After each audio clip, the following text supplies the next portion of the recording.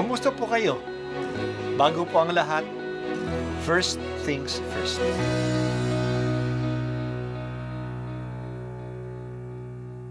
Good morning po. Sinisimulan po natin ngayon ang first things first.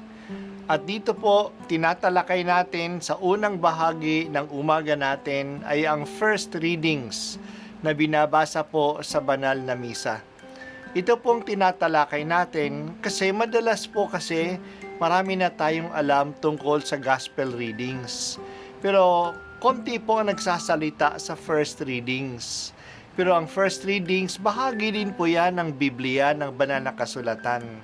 Kaya susubaybayan po natin ang mga first readings, basahin po natin at kuminsan kailangan ng basahin ng 2 o 3 beses bago maintindihan kasi hindi po tayo familiar sa mga istorya at sa mga kaisipan na tinatalakay dito. Lalangin natin ang tao. Ating gagawin siyang kalarawan natin. Siya ang mamamahala sa mga isda, mga ibon at lahat ng hayop, maging maamo o mailap, malaki o maliit.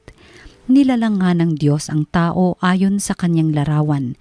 Lumalang siya ng isang lalaki at isang babae at sila'y pinagpala. Wika niya, magpakarami kayo at punuin ng inyong mga supling ang buong daigdig at pamahalaan ito. Binibigyan ko kayo ng kapangyarihan sa mga isda, sa mga ibon, at sa lahat ng maiilap na hayop, maging malalaki o maliliit.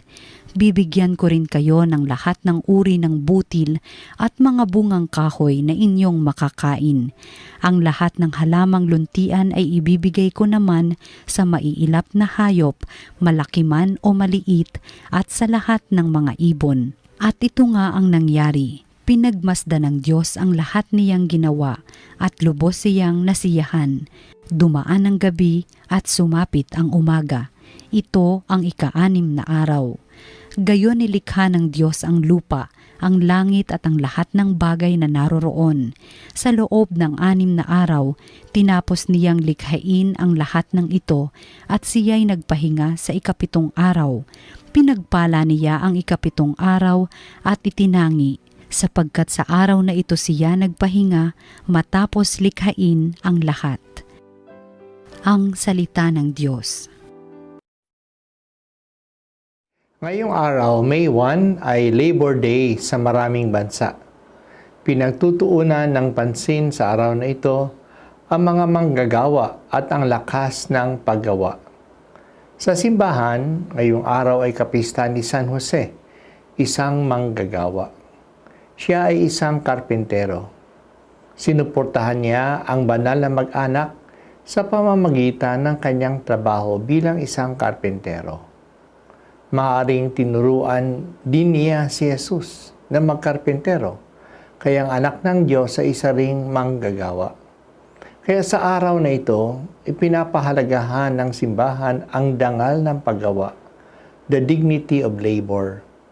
Narinig natin sa ating pagbasa na nung likhain ng Diyos ang tao, nilikha niya siyang kawangis niya at tagapangalaga ng sangnilikha. Siya ay may misyon at iyan ay ang pagiging katiwala ng Diyos sa mundo. Ginagampanan ng tao ang kanyang misyon ng pangangalaga sa pamagitan ng kanyang paggawa. Kaya ang paggawa ay hindi isang parusa. Ito ay karangalan ng tao. Umuunlad ang tao sa kanyang paggawa. Sa ating panahon ngayon, ang trabaho ay tinitingnan lang ng marami sa aspeto ng sahod.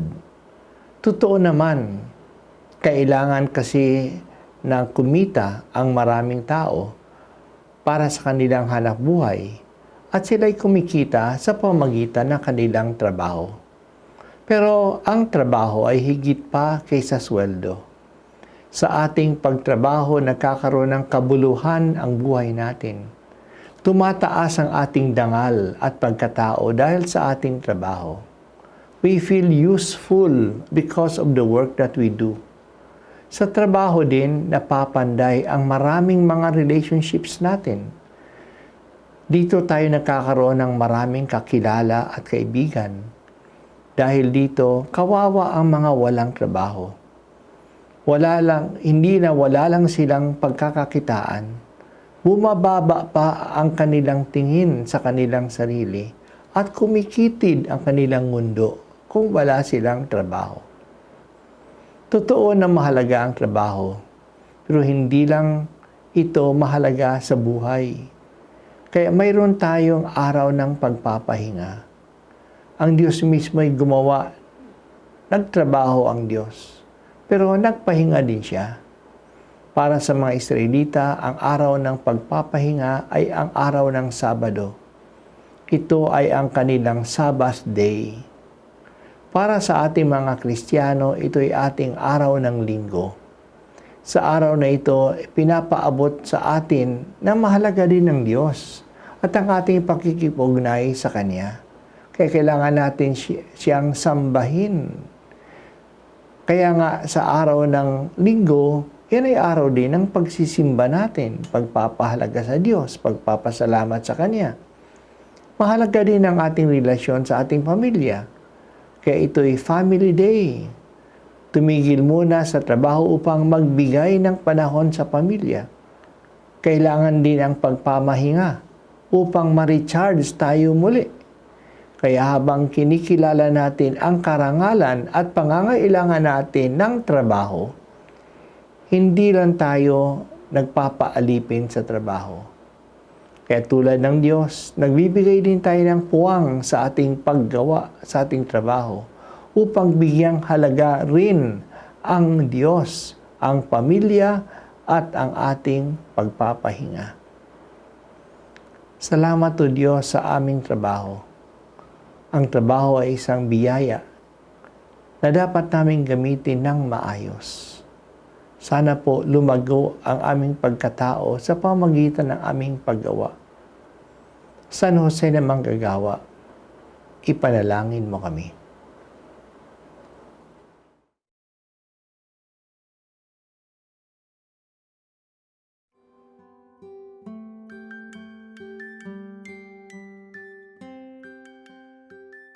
At ako po ay si Bishop Broderick Pabilio dito sa First Things First.